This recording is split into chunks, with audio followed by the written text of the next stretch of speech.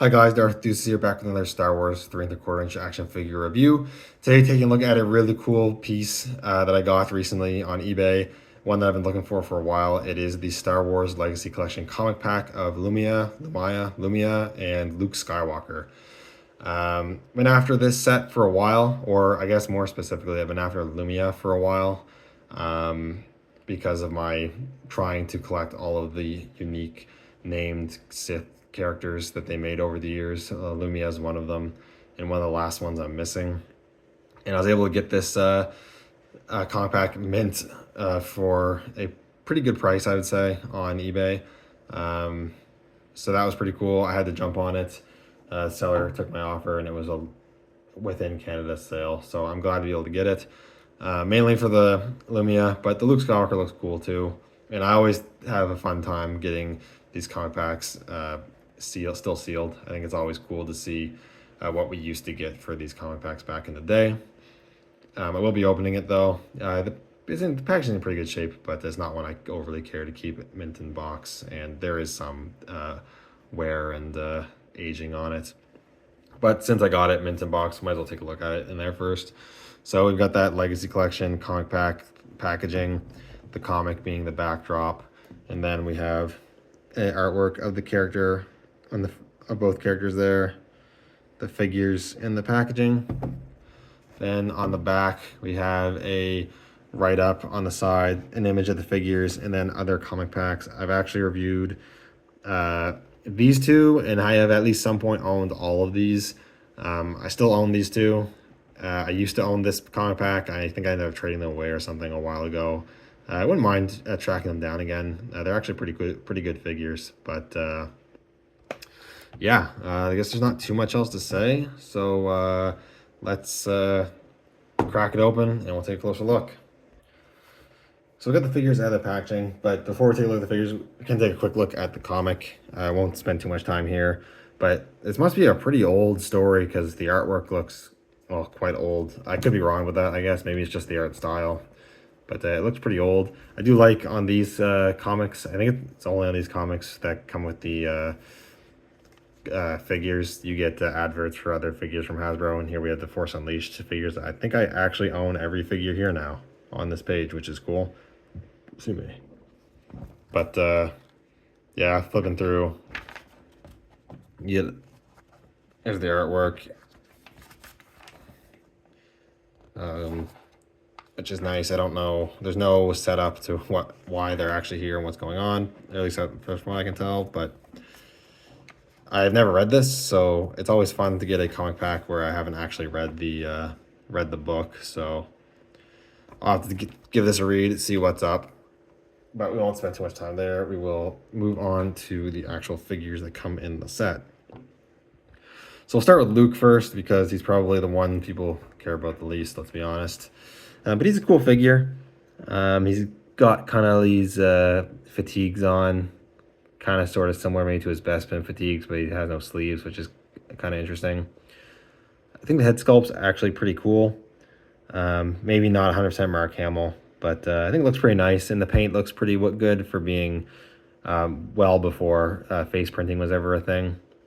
The rest of the figure is sculpted pretty nicely. He has a glove just on his right hand and then a bare hand on the other side. Pants are pretty simplistic. And he's got some glossy black boots. One thing I'm noticing though, maybe I'll have to put heat to this figure, is that, I don't know if it's just because he's in the packaging, I'm assuming it's not intentional, but he's drooping over to one side. He's like curved over, not standing straight, like he's leaning to one side. I'm probably gonna have to take some heat to this, maybe realign the legs or something. I'm not entirely sure what's going on there.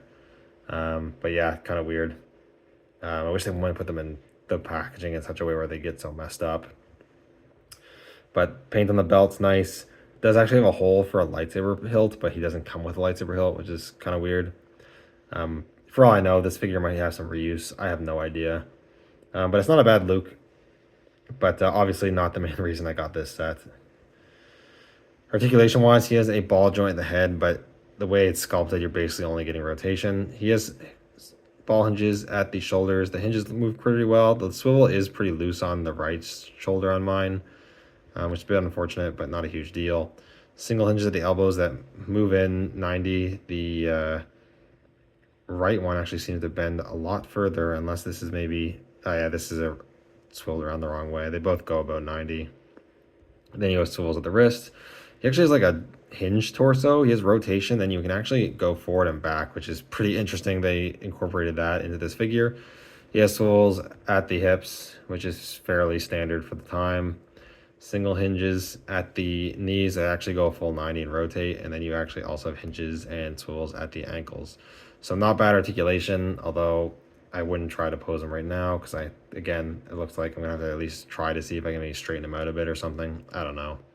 In terms of accessories, he comes with his main green blade lightsaber, which is slightly warped out of the packaging. Again, I'll have to see if I can fix that. The green blade is a really pale green. I'm not sure if it was always like that, or if it is possible, maybe it took some sun damage while in the packaging for, what, over 15 years now. But it might have been the color it originally was. The hilt is just in a silver with, it looks like a little bit of a black wash. Unfortunately, the hands are not very well made to hold the lightsabers. Both the sabers he comes with were elastic banded into his hand, and I might have to do that again when I'm done here. Maybe I can heat it up and maybe tighten the grip a bit. Maybe I'll try that first. But yeah, he can't hold. The hands are kind of bad, which is a bit unfortunate. I'll have to fix that. Either rubber band them back in or use the heat. I'll probably try the heat first. And then what's cool is he also comes with this little Shoto saber, which has a red blade, which is pretty interesting, that he uses in his duel with Lumiya. As far as I know, unique sculpt, never really used anywhere else, as far as I know. And pretty unique to see with Luke using something like this. The right hand or left hand is sculpted a bit better, but it's still a pretty loose grip. Again, I'll have to see if I can take some heat to it, but at least this hand can at least hold the saber. The other hand can't even hold the other saber. But once you can hold the saber, it's pretty cool looking. Definitely a bit more unique. I'll have to fix that though. That is not working.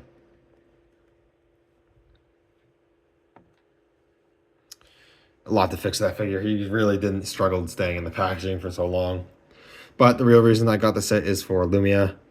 She is very cool, the Dark Lady of the Sith. Surprisingly, quite the story in the Legends continuity. She's really influenced a lot of stuff. She's the reason Darth Caedus is even a thing.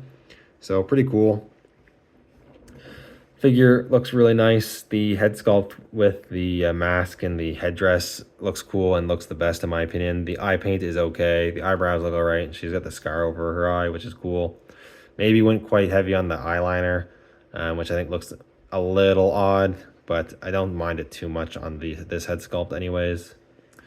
The rest of the figure has these nice silver and metallic colors. All this cybernetic detail of the suit and armor looks really cool. The gauntlets at the right hand and kind of a gripping hand, and the left hand is like sort of a grip hand, but also a bit splayed out to make it kind of like she's using the force, which I think is cool. The belt there and more of a matte gray, and then you've got the legs, which are again in that cybernetic and armored colors and details, which is cool. She also has a soft goods cloak, which is really long, like way longer than her, and it's cut up into like these strands, which is kind of interesting. Yeah, you can straighten that out a bit if you want. You can take it off if you want. The head does pop off, and you can just slip off the cloak if you don't want the cloak on, and then you pop the head back on. I have definitely seen it's pretty common to see this figure with no cloak when you're looking for it online, but I will have her with it because I think it looks cool, even though it is pretty large. Articulation wise, she does have a ball joint at the neck, hinges at the shoulders that go about that far. They do get stopped by the shoulder pads and then rotate. Single hinges at the elbows with rotation, go full 90, and then swivels at the... does she have swivels at the wrist? Yeah, she does. That one was just stuck for a second. She does have swivels at the wrists. And if she can have articulation at the elbows, there's no reason why Darth Talon couldn't have. But anyways, swivel cut at the waist, swivel at the hips, hinges at the ankles and knees, and no articulation in the ankles. And the ankles are sculpted in such a way where you're going to always have her in this kind of this wider stance. Yeah, I don't know. I don't really get, if they're not going to give you ankle articulation, I don't even really know why you have knee articulation, because I don't know, you might be able to do something with it. Maybe I can get her looking like she's doing the superhero landing, sort of. Not really. It looks kind of weird. Yeah, I don't know. Articulation's not too bad, but it's always weird with these older figures where they randomly decide to just omit tint joints. It's always interesting to see what their reasoning is for that stuff.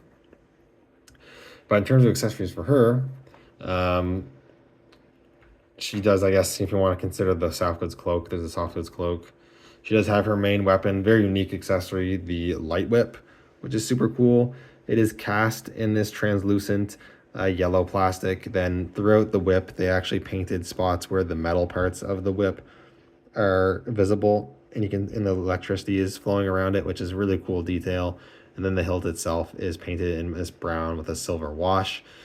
I do kind of wish, the only thing is that because it's in this softer plastic, everything is softer plastic, including the hilt. I wish the hilt was a more sturdier, harder plastic, but not a big deal. It is pretty flexible though. Holding it is another story. It is pretty wide, so she has a bit of a better chance holding the weapon than Luke has holding his. However, the whip's a pretty heavy accessory, honestly. There's a lot going on there. So it's best to do it how it was in the packaging, kind of have the second hand supporting it. And she can at least hold the weapon without having the elastic bands on her hands. Although getting her,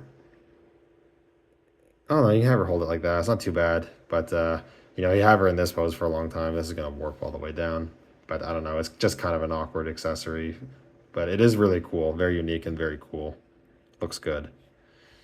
And then lastly, she does actually come with an interchangeable head sculpt, which is pretty rare for these 3¼ inch figures, honestly, even to today's modern standards. But you can pop that off. And you can put on this unmasked head. Maybe you might have to take the cloak off, because this is not great. I got it on there with the cloak on. And it's all right. The hair sculpt's pretty good. I just don't like the face paint.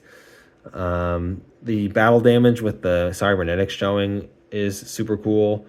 I like the side profile. It looks all right, but head on, the eyes look weird. They're pretty large. That eyeliner or whatever they put on it is pretty significant. She looks kind of like a creepy porcelain doll. Not like real looking, I guess, from the front. I don't love it. It's definitely not the best. From this angle, it's not too bad, but the full-on view, it just doesn't look very good to me, in my opinion, which is a bit unfortunate. The hair, I think, does have a little bit of a wash to it, which is nice. But yeah, I mean, it's not the head sculpt I'm going to be using. I'm going to be using her mask sculpt 100%. But overall, it's a pretty solid set. Obviously not without its flaws. It's not a perfect set either. Obviously, the highest desirable of the two is by far the Lumiya figure. I'm definitely super happy to finally have her in my collection. She's pretty unique with the light whip, the design.